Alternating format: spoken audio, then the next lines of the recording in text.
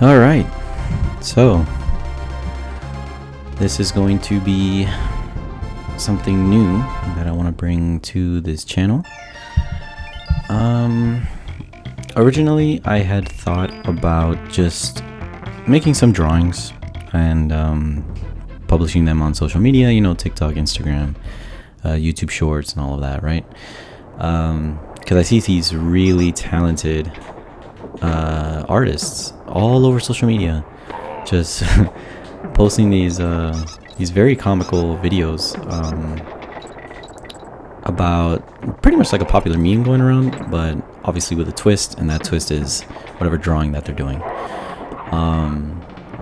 And it truly got me amazed because there are some very, very talented people out there when it comes to their drawings. And me, I've always considered myself kind of like a, on and off kind of guy. I really like to draw, but at the same time, there's always moments where I struggle with my drawings. And so there's a lot of times where I don't like it, or I scrap the whole thing and this and that. So kind of like as the title of this video suggests, I took this pause, this pretty, I'd say relatively long pause from making those kinds of videos, mainly because for one, I truly felt like I had this block. I felt like I wasn't really getting any motivation from, I guess, the memes that I was finding. Nothing really was coming to my head on what I can draw and stuff. But anyways, moving past that, I kind of had a different idea of hey, obviously I've loved to play video games. Video games have been a huge part of my life ever since I was a kid. And reason being, I'm playing this game because this is one of my favorite games of all time. This is the game that kind of was always there for me in the toughest times in my life, I guess. Every time I felt kind of sad, or I kind of felt just needing to get my mind off of things, this was the comfort game that I would always go to. And I definitely consider it one of the greatest games of all time. But that's neither here nor there. Going back to the topic that I was kind of going at, I kind of took a pause on the drawings that I was making because I wasn't really getting any sort of ideas. Really, I had this sort of artist block, so to speak. But at the end of the day, I had this idea of kind of recording myself. This is just a genuine, unscripted kind of format of playing a game I really enjoy, and there's a lot of them, and kind of just speaking my mind. Kind of speaking my mind as to what I think about the game, and how, what the game means to me, or any sort of specific topic. And chances are you clicked on this video most likely because you love this game too, right? I wouldn't think that this game would be going into people's YouTube feed or algorithm, so to speak, if they didn't enjoy this game somehow, or they weren't watching speedruns of this game, or they weren't watching anything related to this game at all. So I guess talking about this game, this is a very childhood game for me. I always played this game as a kid. This was one of the ones that resonated with me so much. And I guess the first kind of thing that we can talk about is the gameplay, right? Gameplay is so incredibly smooth. The platforming is just, it makes the game challenging, but at the same time easy to pick up, easy to learn, and easy to master in a way. The game introduces simple enemies in the beginning, and obviously gradually gets harder, and introduces new things into the game that will show this progression as you go through the game. Once you get to this next world, you're implemented with this new these new enemies that come in, and these new kind of threats that come into the game that kind of like affect your skill level, right? And there's going to be a lot of like mistakes that you make and a lot of progress that you make along the way too with this game. So from a gameplay standpoint, it is just so incredibly smooth. From how fast you can complete a level to how you can take your time and actually explore the level around you, right? Like, not to mention all of the secrets hidden within each world too. The secret bonus levels and the secret exits that just let you kind of like speed your way through this game once you explore it in a way. So I remember this game being very, very challenging to me as a kid, right? Anybody who has any experience with this game knows that it can get really hard, especially towards the later levels. But I want to go a little bit more in depth about smooth, right? Because I feel like, let's just compare regular Donkey Kong Country, the OGs to the new ones, right? So the OG one, right? The first Donkey Kong Country, I love that game. I love all. First, okay, let me make sure I get this straight. Put this out there. I love every single Donkey Kong Country game, from the first Donkey Kong Country on the Super Nintendo all the way to Donkey Kong Country Tropical Freeze, originally on the Wii U and then made its way on the Switch as well. So as far as how smooth this game is that everything flows really well when it comes to the platforming and introduction of new elements along with challenge, and how easy it is to master, obviously going from like very difficult in the beginning first. Alongside the smoothness of this game, we can also talk about the design, right?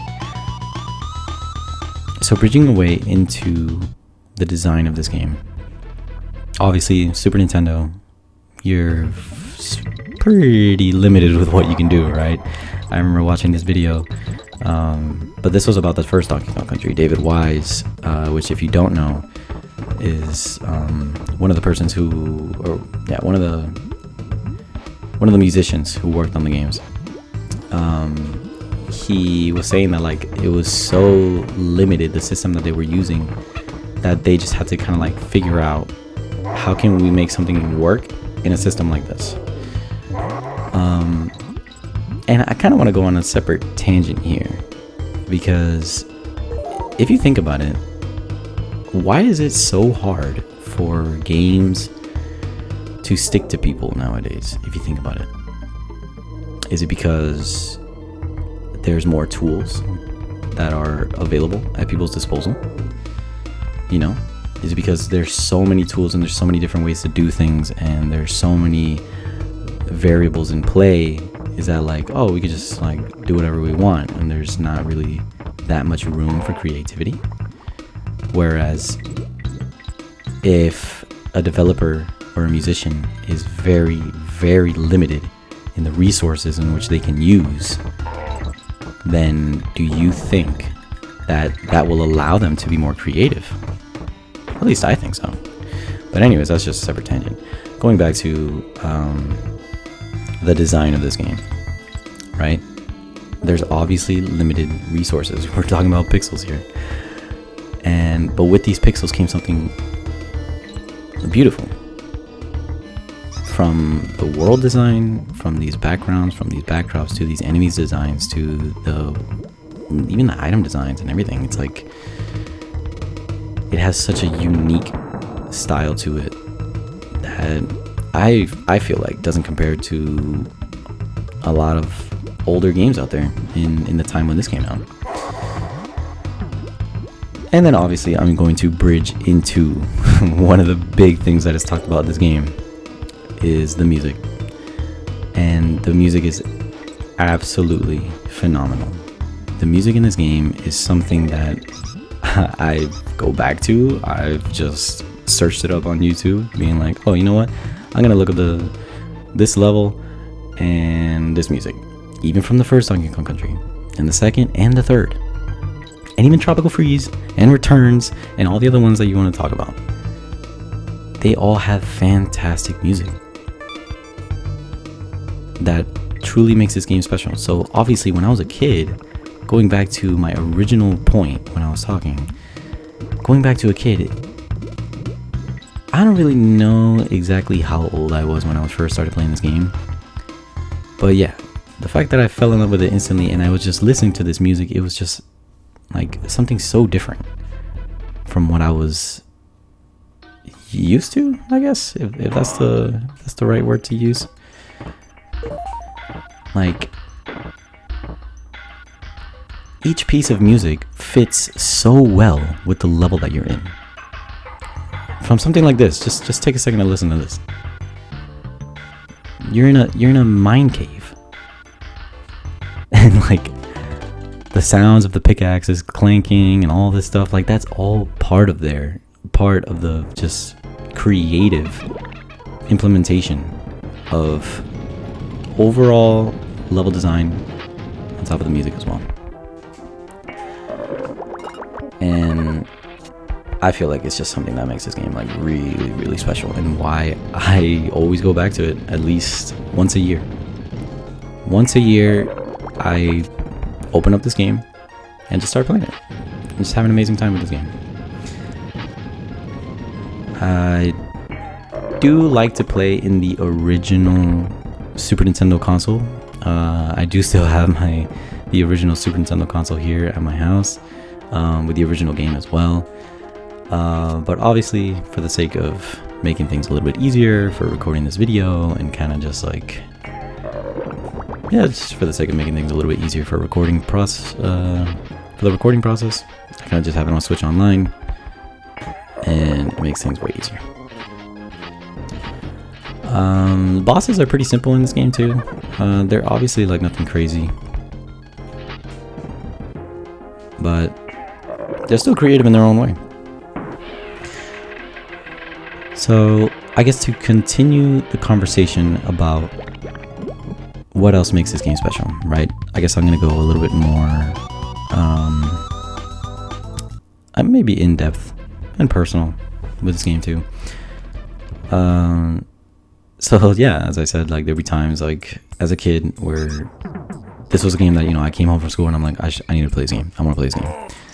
And I was begging my mom, like, please let me play this game. But I feel like once I got a little bit older, yes, I kept playing this game, but it started becoming more of this like very emotional attachment where I felt this game just makes me feel like better. This game just makes me like lifts up my mood and makes me feel just, it brings a smile to my face every time I play this game. And I'm sure some of you, like if you're watching this video, you know, you may feel the same way like with this game, that like if you just, or maybe not even this game, but like any sort of game in general, right? I feel like for gamers, we all kind of like have that one game that we can go back to and it just puts a smile on our face. And I can tell you right now, maybe one of those games for sure is Minecraft too. Because Minecraft, I mean, like playing that as a kid, obviously seeing how it's evolved so much, and that's a game that kind of just like super chill game. Puts a smile on your face. You can hop on with your boys, hop on with your friends, start a world, play for like 2 weeks, and then just drop it for who knows how long. It's like the cycle of Minecraft. That's how it is.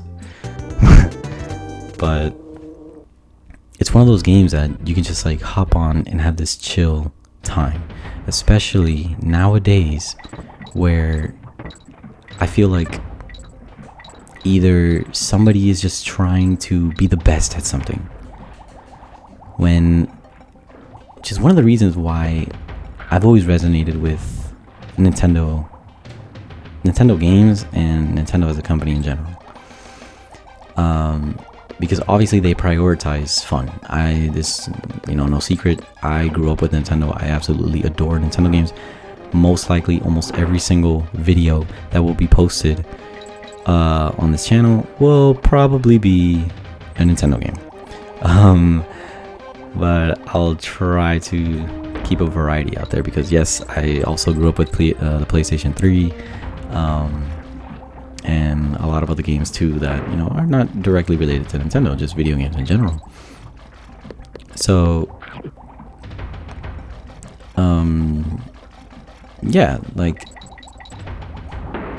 everybody has that comfort game, and it can be absolutely anything. So with Nintendo games, I feel like them as a company, they obviously prioritize fun. And what can make a game fun? A little bit of challenge, a little bit of excitement, learning the game and progressing through the game, seeing that you're actively getting better at the game as you go along. That's like the general principles of game design, right? Because you want the player to feel fulfilled while they're playing the game. You want the player to have fun. If the game is not fun, what makes you think they're going to keep playing the game? It's kind of like obvious. So I feel like Nintendo always has that in mind, and I feel like they may have, more or less gotten into the range of, hey, let's make things a little bit easier. But I feel like they kind of moved a little bit past that with the Switch era. I don't know if you agree or not, but I feel like, if we're talking about like Wii and Wii U era, yeah, I feel like games have gotten, from Nintendo at least, like fairly easy. When it came to the Switch era, yeah, there was a little bit of challenge to them, which is pretty nice to see. Because, I love a good challenge, as does any gamer, I'm pretty sure. But again, going back to one of the primary things that I mentioned is everybody wants to be the best at something. Everybody wants to have that competitive edge and be like, look, oh, watch me, I'm the best. Oh, watch me, look at my aim, look at my rank, look at my this. And it's like, look, video games are super fun. And when there's a level of competitiveness, like, hey, that's great, because you can compare yourself to others. You can always want to strive to be the best at something. And even on chill games like this and single player games, we have speedruns, right? We have speedruns, and people are like, yo, I have the highest, I'm on top of the leaderboard, I beat this game in like 2 seconds. And that's like, that's great, that's cool. But sometimes I feel like people need to sit back and calm down a little bit. And I'm not saying calm down and go play some old game from the 90s and get a lesson of like what it means to play a platform or a single player non-online. Like, no, kids nowadays, they grow up with Fortnite and they grow up with Roblox and these multiplayer games where it's kind of like this social community at the same time. And just to give you an example, just the other day, I went to my nephew's birthday party. And it was like a small little birthday party. It was pretty fun. But he had a friend there, and I know that him, his friend, and his brother were talking about Fortnite. And they know I'm a gamer and stuff like that, so they asked me, but I used to play Fortnite before, but I'm not really too into Fortnite right now. So that's kind of just like how the era goes, right? There's going to be games that come and go, and I don't expect anyone to go back to these games to kind of like chill for a sec, right? Because Fortnite can be that game where they just adore it. They love collecting the skins, they love playing with their friends, they love playing these new game modes, because I'm pretty sure they have like the custom games and all this stuff. And I feel like it's cool too, because that allows a lot of creativity in the young people, right? That allows so much creativity for them to play games with their friends and just like have a great time with video games in general, which at the end of the day should be the goal, right? There's always the goal about the profits and battle passes and this and that or whatever, but I feel like the primary motivator should be the game should be fun. So when I say people should chill and enjoy the game is what I want to get to. Is that like, I'm not saying find that one game that you enjoy and just like, take a step back and just chill. Like, no. If you love that competitive edge and you love those competitive games, I mean, I love fighting games as well. I've played so much Smash Brothers that the hours are just broken. And Smash Brothers Melee, Smash Brothers Brawl, Smash Brothers Wii U, Smash Ultimate, all of them. I played all of them. And so I love that competitive side to it because it's very fun. It's something that you can compare yourself to others as well. And I feel like when I say people need to chill, what I'm saying, like, we need to enjoy games again. We need to take a step back and realize what makes this game fun. And there's some times where, right now, I'll give you an example right now. A new season came out of Rainbow Six Siege, a 9-year-old game. And that game, I don't know how many times I've said is trash and I'm never gonna play it. I'm gonna uninstall. That's probably a game that I've uninstalled and reinstalled so many times because my friends hop on it so much. And at the end of the day, it's really fun. It's something that's just fun to play with them, fun to rank up, compare yourself to others. Great. Some of us take it more serious than others. I mean, I'm definitely not one to take it extremely serious, but which my friend doesn't like. But at the end of the day, I still have fun. But in this era of just social media and, getting all the likes and getting the attentions, and look at me, I can speedrun this game in 2 seconds, and look at me, like, I'm at the top of the leaderboard on the highest rank possible in this FPS. Look, that's all great, and if that's what you want to strive for, please strive for that, because anybody can. You put in the time, you put in the dedication, anybody can truly do that.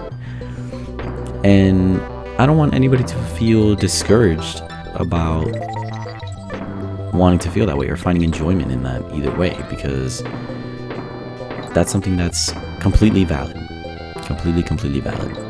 I guess for me, I feel like I'm probably getting to that age. Being 26, people will probably be like, oh, you're still like young, but I guess like time flies so fast. I mean, I already have a son. He turns 2 in May, and I guess to me, all I'm thinking about is that, like, look, I'm a big gamer, and I want my son to know these quality games, right? But the thing is that I need to mentally prepare myself to, because if I show him this game, right, and he sees a game like Spider-Man 2 for the PlayStation 5, which is a good game too, just the graphical enhancements, the music, the gameplay for all these modern games, like, it's fantastic. It's like, it's something that's truly has gone so far that how can you not want to gravitate towards that as a kid, right? And then when your dad is showing you, hey, look at this super old game from the 90s, it has great music and great gameplay, but graphically maybe not the best, and you might not be too into it. And I feel like I have to be mentally prepared for that, because I can show him a piece of my childhood being these games, and the Super Mario Worlds, and the Donkey Kong Countries, and the Mario 64s, and the Mario Sunshines, and the Mario Galaxies, and da-da-da-da-da-da-da-da. The list goes on, right?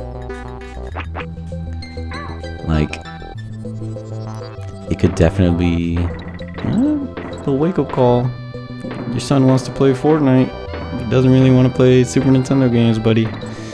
So, at the end of the day, like, when I say people need to chill, I say find that game that you find so much enjoyment in, and try not to take yourself too seriously with those things, because then you lose sight of what's truly important in a video game, and that is to have fun. Have fun with the game, because there's people out there that put their blood, sweat, and tears and so many hours into these games for us to enjoy. And that's a whole topic for another video. And we're talking about, like what makes a game good, right? Subject to so many different opinions that, hey, I think everyone's opinion should be heard, should be valid, and I would love to hear in the comments. Number one, what you think makes a video game really good, and we can talk about it in the next video, because a lot of people probably have a lot of different insights as to that. And hey, if this video reaches you, I would love to hear that, to hear your comments, and for us to just build this community where we can just talk about games.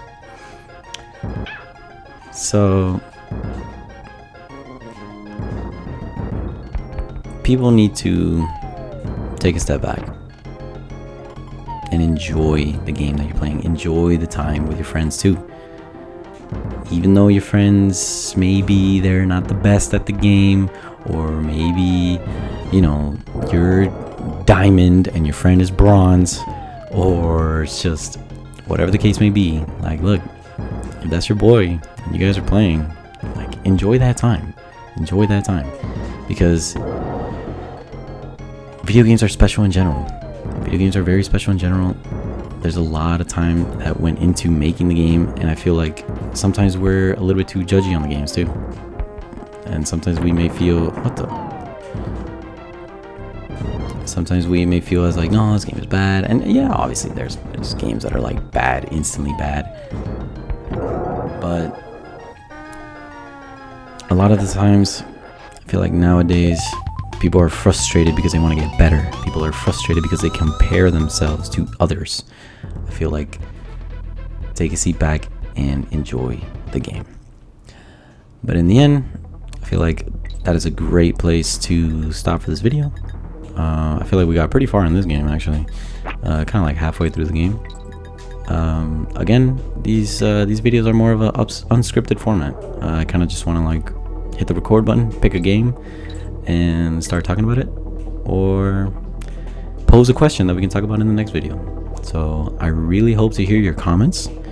I really hope to see what you think makes a game great in your eyes, because I want to hear your opinion. It's not majority rule or what most people think or anything like that, or anybody else's top 5. Like, no, I want to hear what you think makes a game absolutely great. Is it the music? Is it the gameplay? Some people just absolutely adore the music. That, you know what, that's something that just resonates with them the most, and maybe they have a little music background as well. Is it the gameplay? Is it the character design? Is it the story? That's another thing too, that nowadays games have such an intricate and amazing story, and like that could be a huge factor in too. So please let me know in the comments. I'd love to hear from you. And as far as this game goes, we got pretty far, and I will catch you guys in the next video. Peace.